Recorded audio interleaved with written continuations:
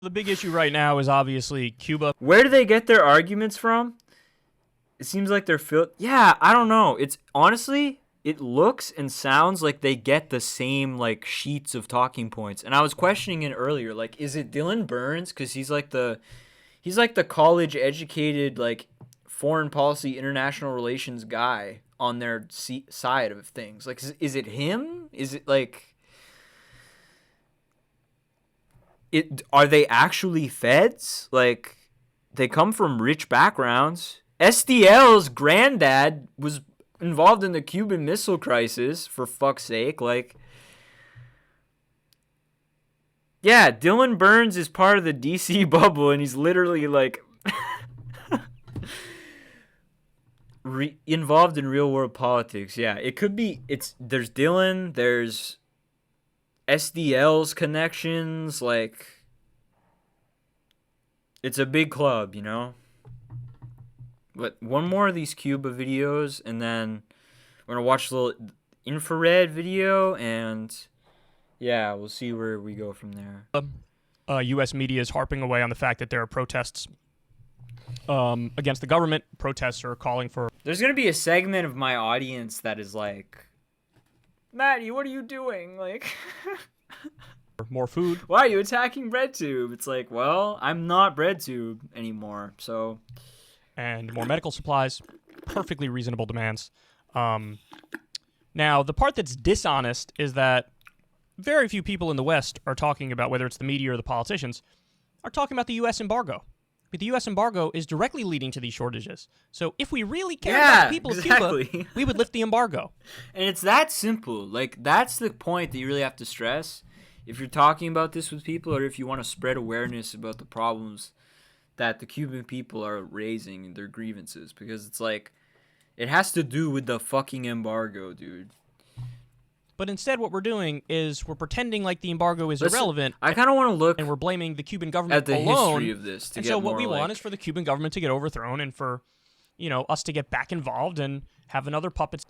Sort of watched Contra back in 2016. That's about all the BreadTube you ever. Yeah. That good for you. Good for you. State and have a U.S. dictator in there to, you know, serve our interests. So, all right. The discussion in the media has been insane. Most of the comments from politicians have been insane. Hardly anybody's talking about the embargo. I know this is Wikipedia, but it's just, it's dishonest and it's disingenuous and... Yeah, it is dishonest. The United States embargo against Cuba presents American businesses and businesses with commercial activities in the United States from conducting trade with Cuban interests. It's the most enduring trade embargo in modern history. It first imposed embargo on sale of arms to Cuba in 1958 during the Batista regime. But then, almost 2 years after the Cuban Revolution, in 1960, there was an embargo on exports to Cuba except for food and medicine after Cuba nationalized American-owned Cuban oil refineries. They took control of their own industry, in other words.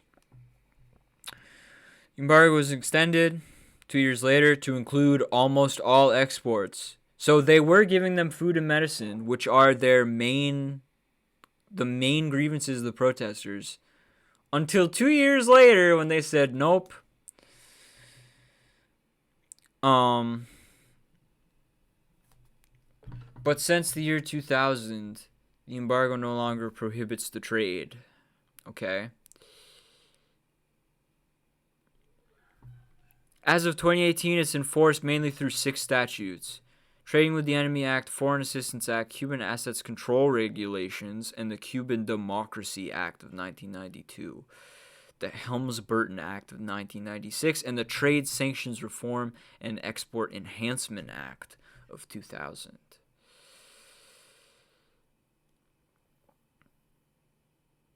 And they wanted to maintain sanctions on Cuba as long as the Cuban government refuses to move toward democratization and greater respect for human rights, quote unquote. So they're using that ideological concern against them again, simply for their own business interests.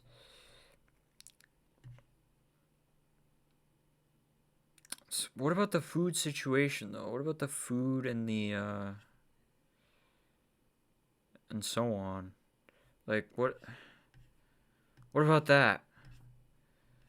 I need more meat to demonstrate to people who watch BreadTube why they're wrong about this. I feel like we need more history channels. I've never watched that show, honestly. But yeah, yes, you're right. Young people especially now, they live as if history doesn't exist. It's very strange. It's very strange. And look at all these UN resolutions against the embargoes.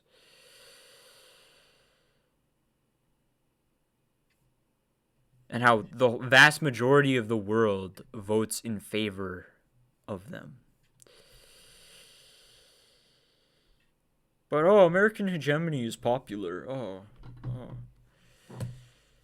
No, dude. There's nothing popular about that whatsoever. Alright, show me... Let's look at the acts then. What? Bill Clinton, 2000...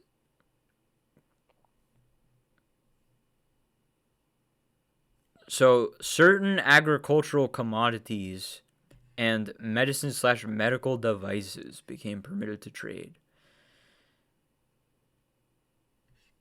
It's not comprehensive and still heavily regulates what goods are exported to Cuba. It must follow strict regulations. Exports to Cuba can only be paid in cash. Only sales that are paid in advance must be financed by third country financial institutions. So it's all run by their own institutions as well. No wonder they'd refuse humanitarian aid, quote unquote. Would you trust the United States government? No, fuck no. Of course you wouldn't.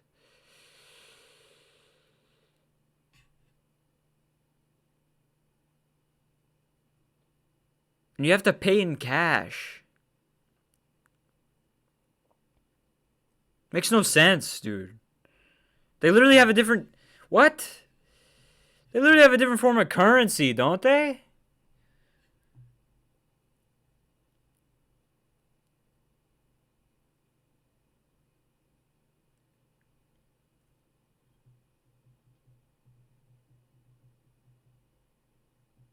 Leisure travel and travel-related transactions are still not allowed. You have to get a license through the Treasury foreign assets control. A person who violates the terms of the trade sanction reform be punished in terms of the Trading with the Enemy Act.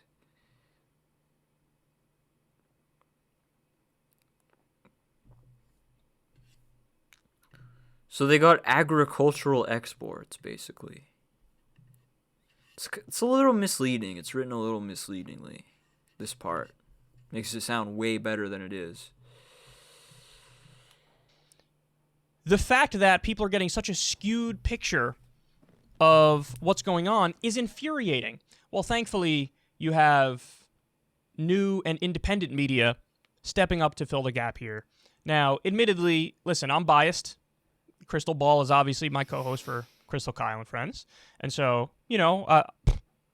I tend to like her work all the time, but this one was particularly great in my opinion.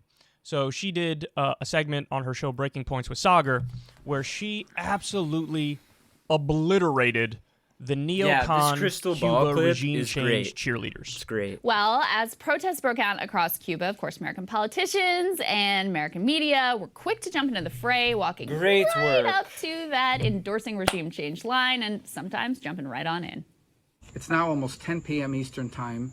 It's now been over 12 hours since over 32 cities in Cuba, brave people have taken to the streets to protest against communist, Marxist, evil tyranny. And so far, not a word.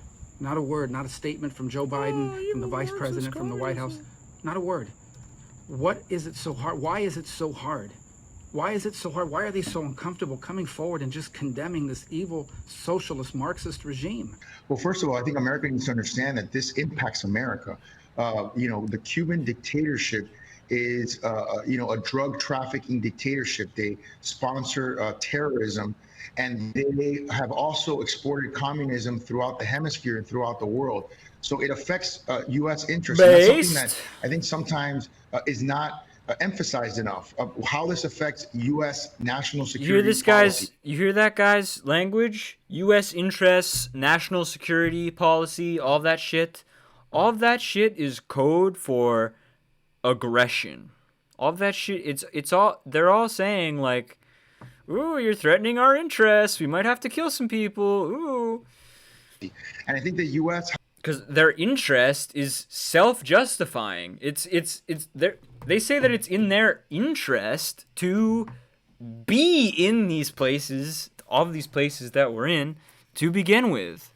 Has to understand that these kinds of regimes that are enslaving not just Cubans, but Nicaraguans and Venezuelans, and are involved in a variety of different places throughout the world, impact our sovereignty and our security. Our sovereignty and our security. Yeah, the U.S. can literally cry, "Oh, my security is being threatened," and then do whatever the fuck they want with no penalty with their massive military-industrial complex and all of that. At the fucking buzzing of a fly compared to what we do to the world. And so I think the U.S. has a vested interest and a right to intervene on behalf of the Cuban people, but also on behalf There's of a reason why Deleuze and Guattari call the imperial despotic machine a paranoiac machine. There's a reason. United States. If we could find a way to add some freedom and democracy in Cuba and overthrow the last remnants of communism and the Castros, this would have a ripple positive effect for the region. Fucking dumbass. The Castros aren't even in power anymore, dude. So in addition, Senator Menendez, the powerful chair of the Senate Foreign Relations Committee, tells us for decades Cuba's dictatorship has used violence and repression to silence its people rather than permit the free exercise of democracy and their basic social rights. This must end, going on to promise to use the force of his office to make sure the U.S. stands in solidarity. And then we'll read that article as well. I want to delve into it more so we have like solid ground to stand on with our position. With the people of Cuba. Florida Congresswoman and Senate hopeful Val Demings wrote in a rather unsettling tweet that America stands for freedom. We must stand with the peaceful demonstrators in Cuba. The White House must move swiftly. Move swiftly to do what exactly? Yeah, what now, are you if you calling come on and for? say what that something we must do immediately is, but history provides a whole lot of bad examples of ways that the U.S. helps to topple regimes and usher in quote-unquote democracy. And last but not least, the guy running the Army and the CIA, that'd be Joe Biden, had this to say. Usher in a U.S.-backed military dictator. We stand with the Cuban people in their clarion call for freedom and relief from the tragic grip of the pandemic and from the decades of repression and economic suffering to which they have been subjected by Cuba's authoritarian regime. It's democracy, folks. All right. I have a few things to say to all of this. First of all, for all of those loudly screaming that we must do something to support the Cuban people, I completely agree. We should do the something that is directly in our power and purview, which is to immediately remove the brutal sanctions that have fueled shortages and are especially murders during a pandemic. Yeah, take the sanctions off, exactly. We could also do something by lifting vaccine patent protections and helping supply vaccines to Cuba and everywhere else in the world, by the way.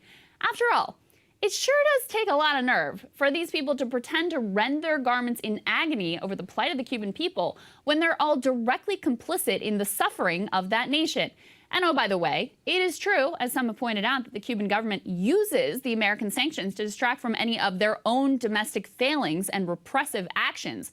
So don't give them the excuse. Colombians have been protesting the neoliberal... It would strengthen your argument, these people's argument, that it has nothing to do with the embargo, quote-unquote, and all this shit, if they just removed it. Like, if it was actually, like, honest, if they were honest actors, they would say, okay, we won't hold Cuba back anymore. We'll do what we can to help the people there. Now, we can really, in the full light of reason, we can say, it's their government that is the problem. But you can't even say that, because you still have a hand in the troubles of the people there. Like, And they won't do that. They won't do that precisely because of their abusive, manipulative justification for that embargo and for those sanctions, which is they say, oh, we want them to be a more quote unquote democratic country. Oh, we don't want them to be a communist country. Oh, even though, because they say, oh, that's the real reason, even though the fucking sanctions and the embargo are the reason for the poverty. Like, policies of their right-wing government for months were met with government-sponsored violence, but I didn't hear too much about that from our newfound freedom fighters. Ethiopia is in the middle of a whole-ass civil war. Literally victim blaming and saying, oh, we have the solution, even though what you actually have is the problem. With their repressive government attempting to exterminate an entire ethnic group. No one said a whole lot about that. The Haitian people, nearly as geographically close to U.S. as Cuba and impoverished by hundreds of years of exploitation and U.S.-backed regime change there, they've been protesting against their now assassinated U.S.-backed authoritarian president for months, and none of y'all said a thing. And frankly, it makes me sick to see the selective weaponization of this humanitarian impulse, to turn it off and on like a spigot in order to justify and serve as cover for actions that, if we're being honest, are really about enriching elites, protecting corporate profits, and fighting for the right to exploit the resources and humanity of every single country on the planet. That's a point you will never hear on mainstream media. Not just mainstream media. That's a point that you will never hear on BreadTube. That's a point that you will never hear on Vosh's stream. Sadly, as it is. Made by, honestly, any U.S. politician. I don't think any U.S. politician will go that far. The idea that this is really about exploitation, corporate profits, resources, and sprinkle in a little materialism. Bit of the geopolitics, because obviously anything we could do to... That's just a materialist understanding of things. Blunt the rise of China and the influence of Russia, we do. Because we quite literally, seemingly, have never left the Cold War, even though we should have. Nobody's going to say that. And that's the part that's obvious to anybody who follows this stuff seriously and honestly. It's about exploitation, corporate profits, and resources. Yeah. And if you don't believe that, she made the case perfectly there. There's been protests going on in Colombia now for months. And U.S. media and U.S. politicians didn't talk about that. Why? Because they're our right-wing government ally. So the protests there don't count. But protests in...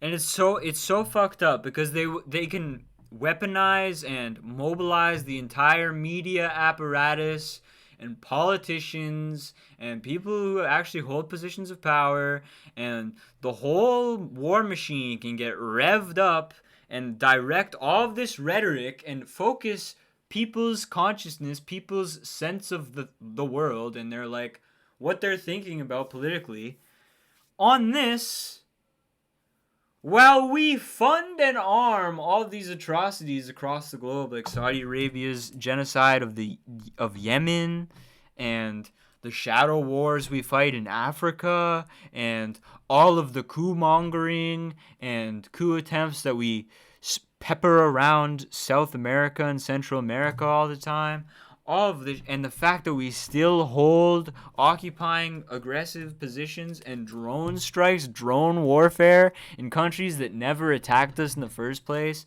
and all of this aggression, for what? All of this aggression for what? All of it for what? Freedom and democracy? No. The profit of the rich, okay? And resource control. You gotta think materially. Cuba, which might nominally just be about, hey, we want more food and we want more medical supplies, that counts as direct calling to overthrow the Cuban government because the Cuban government is our official state enemy. You see how the game is rigged? You see how, like she said, they turn the spigot on and off for their outrage. Hey, if it's our ally, shut up, nothing to see here. If it's our enemy, oh my God, freedom and democracy, that's what we care so deeply about. Our top ally is Saudi Arabia. You're going to tell me we care about freedom and democracy when Saudi Arabia is on speed dial? I've made that point so many times this stream. again, made these that are point so many times. That point is a killer. That is just it's a pile driver on all these neoliberals. people. Women have no rights. They behead people in the public square for drug smuggling And neocons. and apostasy and a variety of things that shouldn't even be crimes, adultery. Don't tell me. And again, I mean, you could also make the point on Afghanistan here too, that oh my God, we're so concerned what the Taliban takes I think over. I'm gonna actually read all of this shit that's been happening. It makes me want to read Imperialism, the Highest Stage of Capitalism by Lenin. Like, actually finish it. Like, I think I'm gonna do that soon.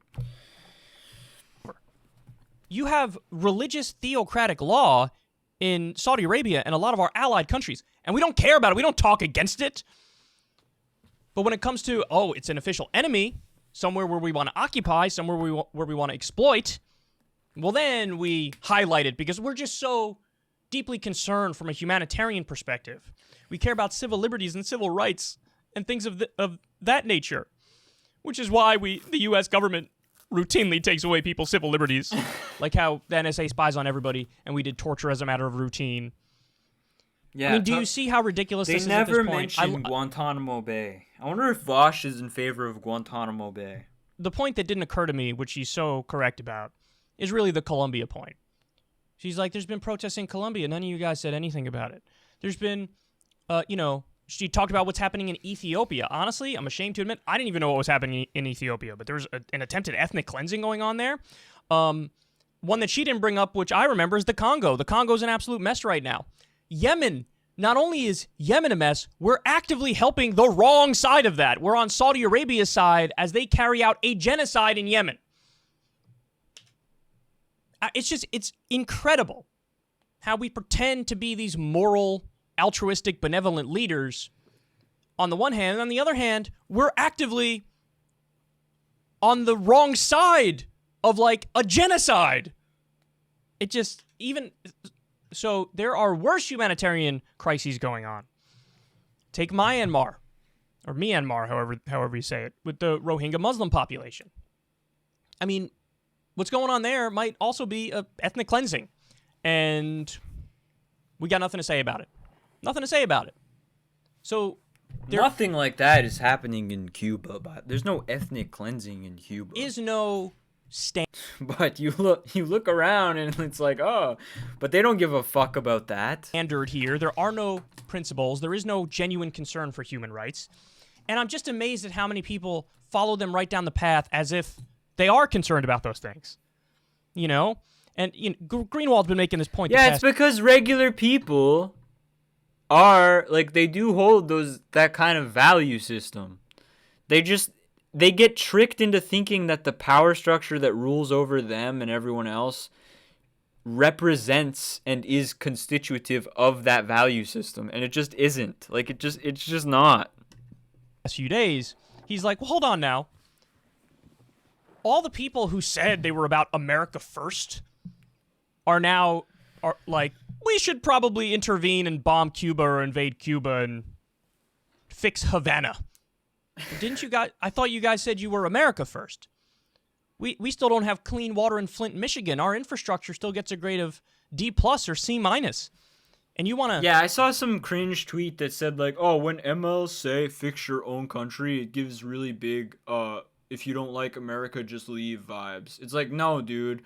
Obviously, when MLs say that, they're saying, like, before you invade another fucking country, maybe you should fix the fact that there are still cities in your home country that don't even have clean water. Like, obviously that's what they're people just take shit out of context and they just run their fucking mouths. Like, I hate what Twitter does to shit. Like, it's so annoying, but oh my God.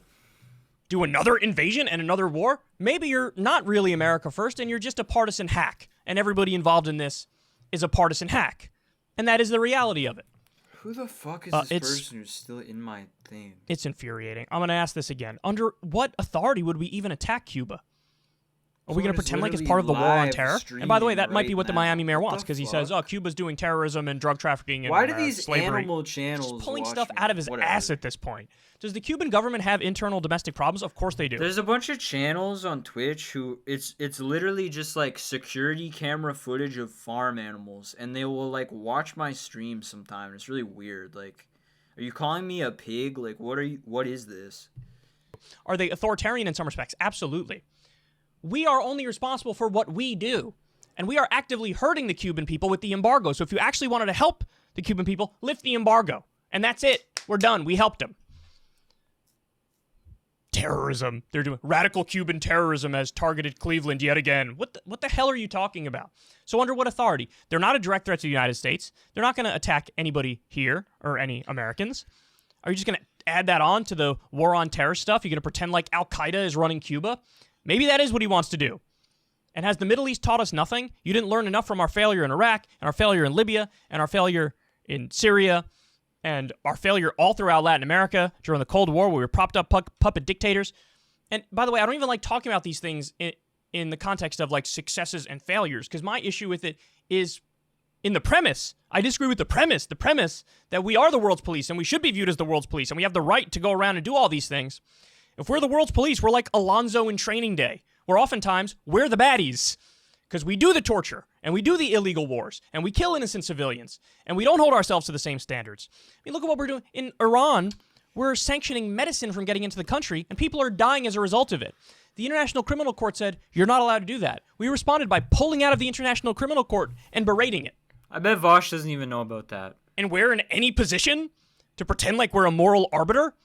And if he did, he would probably say, oh, that's based. No, fuck you, dude. Establishment bullshit. I mean, look at some of the stuff Brian Kilmeade talked about. We need to bring them freedom and democracy. Imagine it's not just Cuba that we're doing this to. Like Kyle just explained. Like the international court says you can't deny medicine to Iran, and then we just pull out of the accord. Like that dumb. That's the Machiavellianism of world politics. That's like what I keep saying, like think politically. Like that's the kind of shit that you have to anticipate because that's how it works. Like people come in all like airy-fairy, like principled and shit. But it's like, dude, the people who are actually in power do not agree with your principles. Like that's not what it's about. Like we keep saying, it's not about freedom. Stop acting like it is. You have to be 9 years old to think that we're really fighting for freedom and democracy. I think it was a Democratic representative who said, the White House must move swiftly. As Krystal said, swiftly to what? You want to do a ground invasion? Swiftly. What are you talking about? What do you want to do? This is insanity. Actually, I don't know about that. I don't think remove the sanctions. That's the only thing we can do to help them. And actually, Krystal makes another good point. Lift the vaccine patent protections. That's the other thing we could definitely do to help them. I mean, if the U.S. wanted to be serious about we care about the world, we want to be the world police, we want to help everybody, we want to be humanitarian, the first thing you would do is lift the vaccine patent protections, because not doing that is effectively genocide. We have the ability to vaccinate most of the world or the entire world in due time, but we're not allowing that because we care more about the profits of Pfizer, and that's not acceptable. Now, Biden said, oh, I'm in favor of lifting the patent protections, but then what happened? Angela Merkel and others were like, we're against it. Now, if Biden cared, he would go out, talk to her privately, and then if she still says no, go after her publicly and try to force all these world leaders, get them on the same page so that we can honestly save hundreds of thousands, if not millions of lives. Millions. But they're not doing that. So spare me this routine of like, we care so deeply. That's why. That's why we say these things and do these things. Our record is so clear. It is clear, but not in the way that they think it is. Yeah, exactly. It is clearly imperialistic. But yeah, all right. So we got this video down. We got this video down. We still got Haas to watch, but protests erupted Sunday in San Antonio de los Baños, a town outside Cuba's capital city, Havana. They spread from there with demonstrations bursting out across the country. Yeah.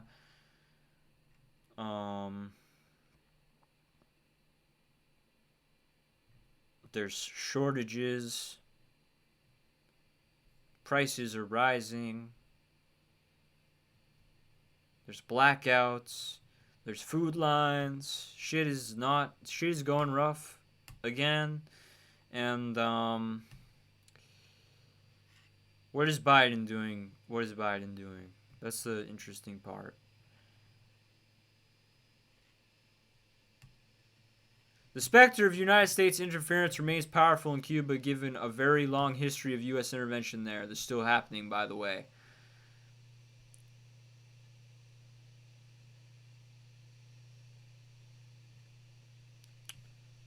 Let's see here. The Cuban president, Miguel Diaz-Canel, blamed much of the unrest on the United States, of course.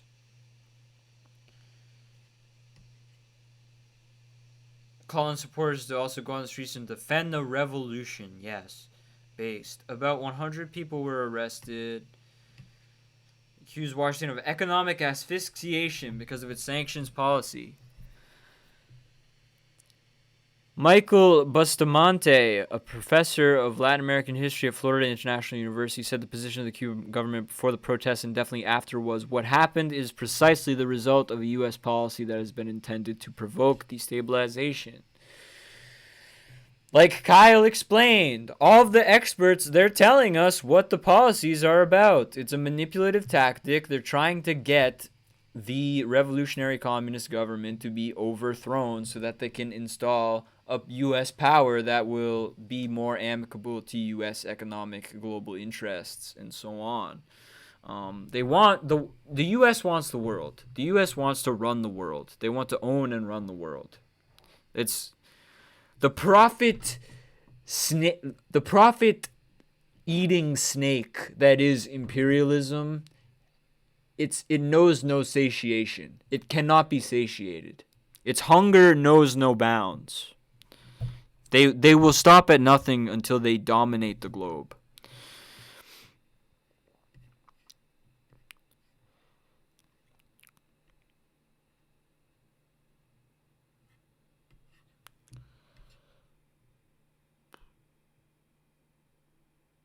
Obama rolled back some of the restrictions.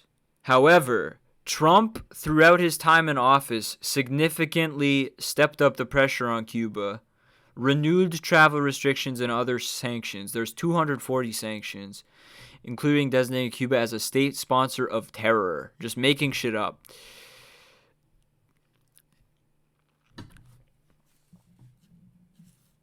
They severely limited remittances to the island. So everything that Obama did, Trump reversed and put more on it. And now we have Biden, who is, this isn't harm reduction. In the case of U.S.-Cuba relations, there's no harm reduction here. Because Biden's not doing shit. But saying, in this war drum type way, we stand with the people there in their freedom from the grip of the repression that they've been subjected to by Cuba's authoritarian regime. Like a clown, not realizing the fact that we contribute to that. He's standing upon this empire. Oh yes, I'm the one who's been elected to manage all of this shit. Oh, we stand with you, people that we are actively harming the livelihoods of with our policies towards your country. Oh, we stand with you. We stand with you. Even though all of AOC does the same thing. We all have the power. We could be actually changing some shit here. Nope. Sorry, nope.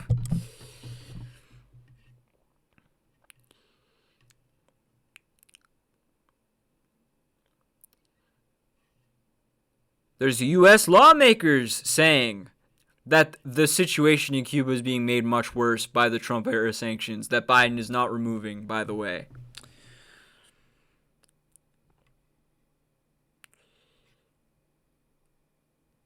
Cuban people in the United States can't send their family money under these laws, by the way.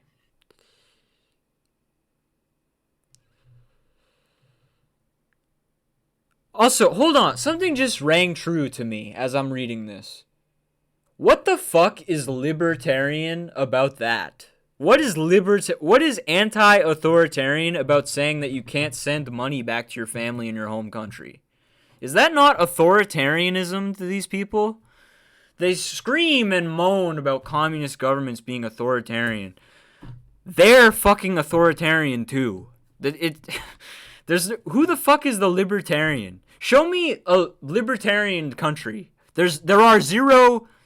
All states, all governments are authoritarian. Even if you're a quote-unquote democracy, it's authoritarianism. What the fuck is libertarian about that? Nothing. Nothing.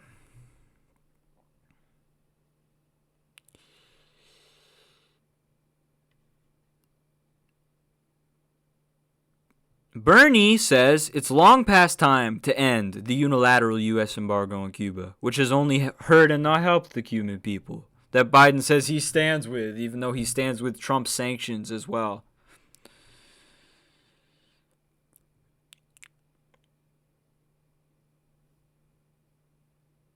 Yeah, and Biden offering aid and easing sanctions would make it harder for the Cuban regime to call out Washington for their problems. Like I was explaining before, like if you really want to stand on that position, then get out of their way. Like, but it doesn't. It's that you got to think dialectically. You got to think politically. You got to think dialectically with these types of issues. It appears like it's a contradiction, but the fact that they're doing that shows that their whole strategy is that they hope that the unrest and the hardship and the poverty and the horrible living conditions that their sanctions create in the Cuban nation, for the Cuban people, makes them overthrow their government for the U.S. That's the whole strategy. Biden's an imperialist. These are the imperialists. It's not harm reduction on the issue of foreign policy. But when people used to bring that up to Vosh in all of we have to vote for Biden debates, he blew it off like it was nothing. He literally blew it off like it was nothing. And Chomsky, all Chomsky had was the climate. All Chomsky had was the climate. But Biden's Green New Deal is not even a deal. Like, it's not even like... It's the original progressive policy idea emaciated to nothing, basically. And that's what Biden is. He's progressivism emaciated to nothing. It's nothingness. It's airy fairy dust and fucking crumbs. That's all they have to offer us and anyone.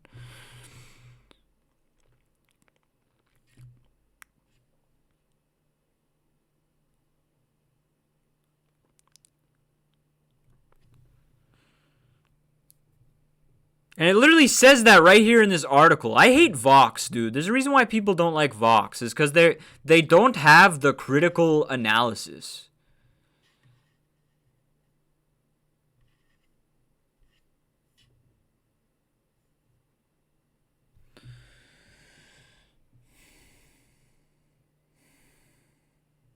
Biden even promised during the campaign to undo some of Trump's measures, it says here. And he hasn't taken any steps whatsoever. He hasn't even taken a step in the direction towards that. What do all the people who soy you over Biden all the time say about this?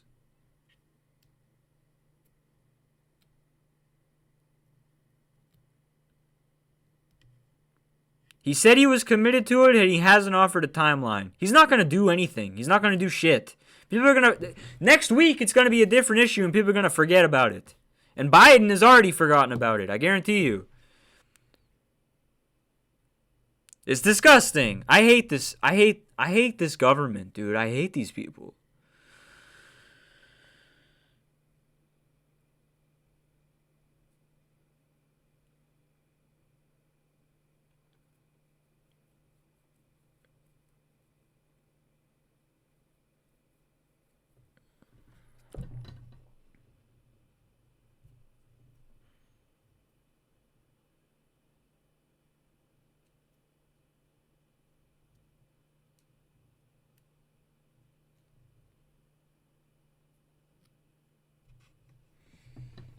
Yeah, Trump cast Biden as a socialist and capitalized on the fears of Latinos from socialist. Why do they have to say failed? Why do they? All of these fucking Vox and all these outlets they just sink into the fucking mainstream narrative about everything, dude.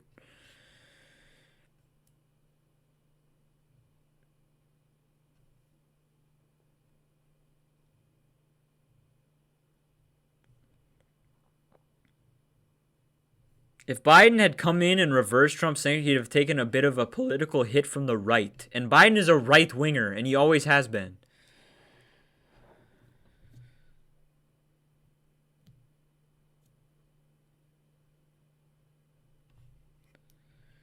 So they're not going to change anything. It's all the reinforcement of the status quo. That's what we witness in these people. That's what this is all about. And, it's depressing, but this is the times that we live in, where socialists defend imperialism and regime change and war and occupation, and people who identify as politically on the left say shit like the American military is a force for good in the world, and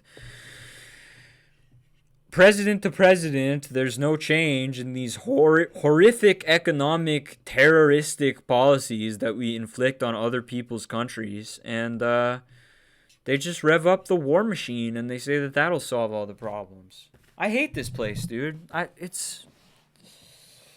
hate this power structure so much. It's horrible.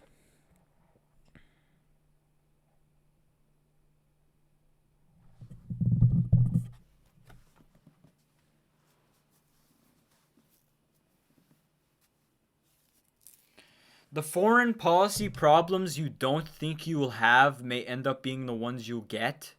What did you think was going to happen? Dude, it's by design! This is by design. That's what the policy's about, and you literally said it earlier in the article. These Vox people are so stupid. Why do you write so dishonestly? I can see through it right now. Why do you write so dishonestly like this? It's so easy to see through your nonsense. It's so easy.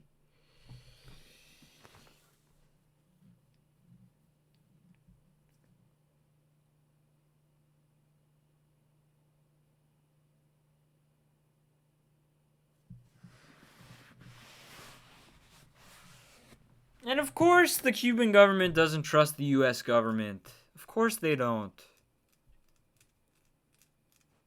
Why would they? Look at your record, dude. Look at what you do to fucking people. Look at what you do to people's governments.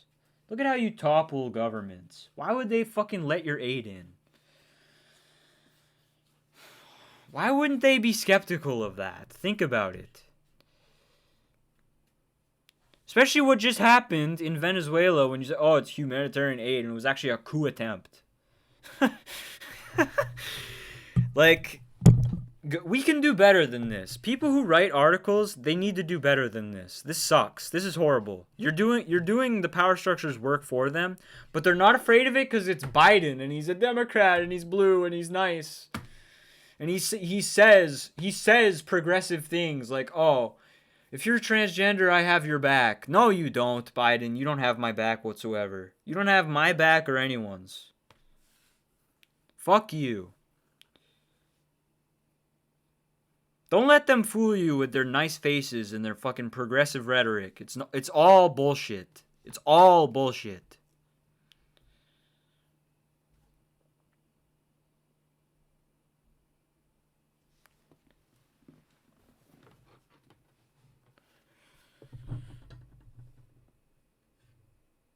I wish you had my back. Actually, I don't need you to have my back, Biden. I don't want you to have my back. I wanted Bernie.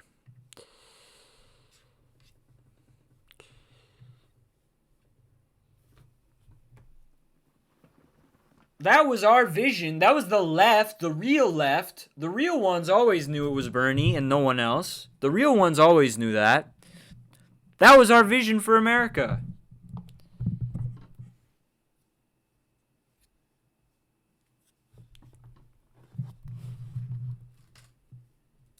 And now everyone is just in shambles and confused, and there's no, like, There's no anti-establishment like pushback by popular online political quote unquote personalities. Like it's really weird. It's really weird. It's really weird how people will get complacent. It's really strange. I don't know. We ought to shut down BreadTube until we figure out what's going on. I don't know what's going on with them. They got weird connections. I don't know what's going on with them.